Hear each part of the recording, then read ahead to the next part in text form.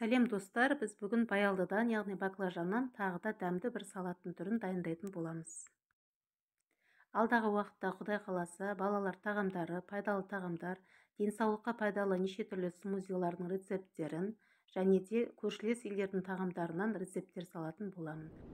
Каналыма тіркелмеген болсаңыздар, тіркеліп қоңыраушаны ұмытпай басып кетіңіздер, сонда сіздер бірінші болып салып отыратын видеоларымды көріп отыратын боласыздар.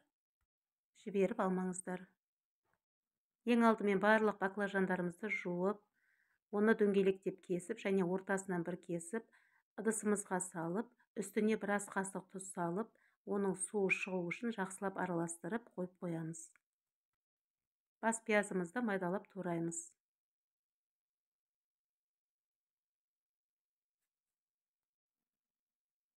Осы рецептпен дайындасаңыздар, салаттарыңыз өте дәмді шығады. Мен бірнеше жылдан бері осы рецептпен дайындап келе жатырмын. Және де баялдыдан осымен 3-ші рецепт салып жатырмын. Келесі кезекте тәтті болгар бұрышын тураймыз. Қатты ірі, қатты майда емес, орташа көлемде. Және болгар бұрышының қызыл түсін таңдап алсаңыздар жақсы болады. Ол салаттың көркін ашады және де өте дәмді болады. Ендігі кезекте қызанақтарымызды дайындаймыз. Оның түбіртегін алып тастап және жоғарғы жағын пышақпен тілгілеп қоямыз. Үстіне қайнап тұрған суды құямыз. Осылай сыртындағы қабығы оңай алынады. 1 минут, 2 минутқа қойып қойсаңыздар болды. 1-2 минут ыстық суда тұрды. Енді қабығы оңай аршылып жатыр. Енді қызанағымызды қабығын аршып болғаннан кейін орташа көлемде турап шығамыз.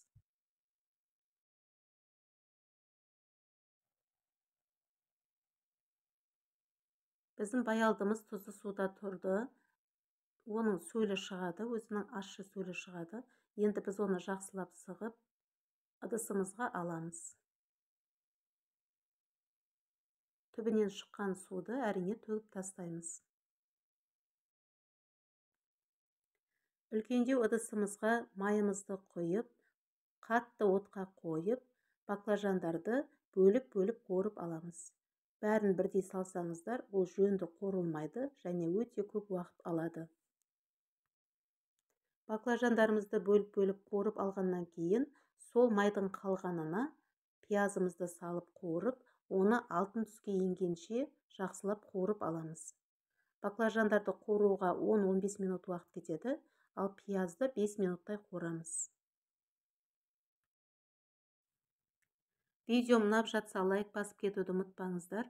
Және де бұл салатқа бір түйір ащы бұрышты, чили бұрышын майдалап турап қосып жесеңіздер болады. Қарын ашқанда нанның бетіне жағып жесеңіздер өте дәмді болады.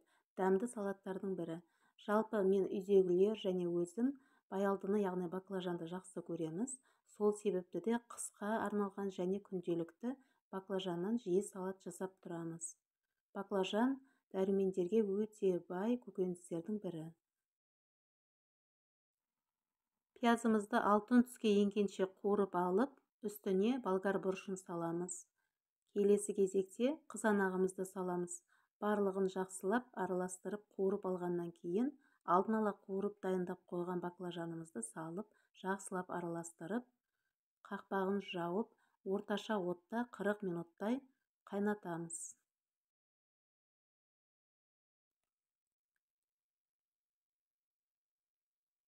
Баклажандарымызды салдық және жақсылап араластырып қуырып аламыз. Және дәміне қарай тұз, шекер саламыз. Мен 2 ас қасық тұзбен 1 ас қасық шекер салдым. Сіздер дәміне қарай көріңіздер.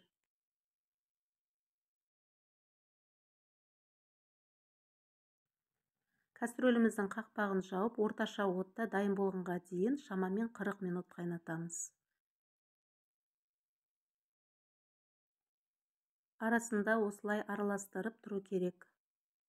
Және де дайын болуға 20 минут қалғанда біз майдалап туралған сарымсағымызды, яғни чеснокты саламыз.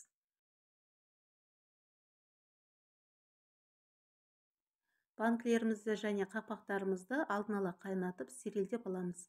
Оны алдында салған видеоларда көрсеткен болатынмын. Біздің салатымыз дайын болып қалды.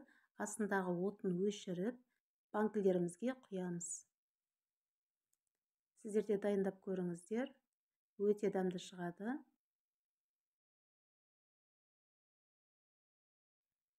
Сіздерге де ас болсын. Назар аударғандарыңызға рахмет.